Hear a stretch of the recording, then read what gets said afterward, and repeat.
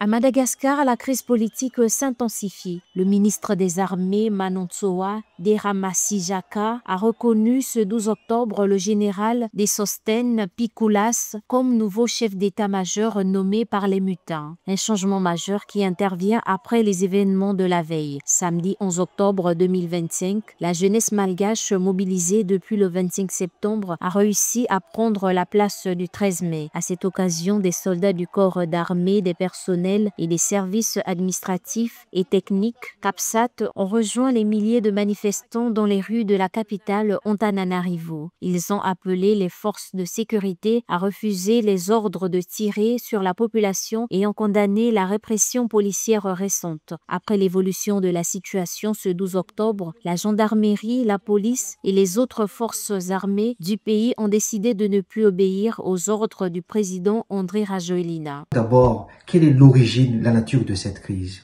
C'était des choses simples au début. Les jeunes Z, qu'on appelle la génération Z, qu'on voit partout dans le monde et tout ça, ils demandent d'abord l'accès à l'eau et l'électricité. Il faut savoir, l'eau et l'électricité, il y a des coupures de plus de 10 heures par jour à Madagascar.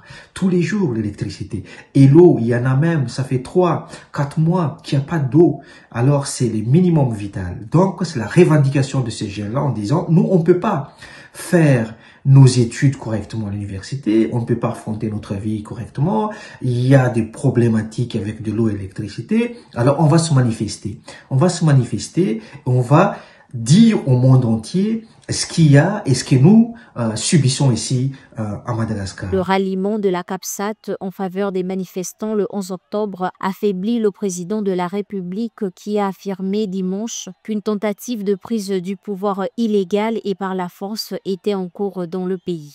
L'interdiction par le gouvernement et par les autorités de cette manifestation, alors le droit, c'est droit garanti par la Constitution qui a engendré ce qu'on voit aujourd'hui. C'est les droits fondamentaux, comme on voit dans tous les pays et tout ça, qu'on manifeste sur quelque chose qui ne va pas dans leur vie quotidienne et tout ça, parce que ça fait des années, comme j'ai évoqué, cette coupure d'électricité et de l'eau. Et à partir de cela, il y a cette droit est bafouillé de se manifester à la place du 13 mai. La manifestation du 11 octobre 2025 à Antananarivo a été l'une des plus importantes depuis le début de la contestation du 25 septembre lancée par le mouvement Gen Z pour protester contre les coupures d'eau et d'électricité et qui s'est mutée en une remise en cause des responsables politiques au pouvoir, à commencer par le président Andry Rajoelina. Selon les Nations Unies, les manifestations ont fait au moins 22 morts et plus de 100 blessés. Le gouvernement malgache, quant à lui, conteste ce bilan, avançant le chiffre de 12 personnes tuées. Les manifestations exigent la démission du président Andry Rajoelina qui semble de plus en plus isolé.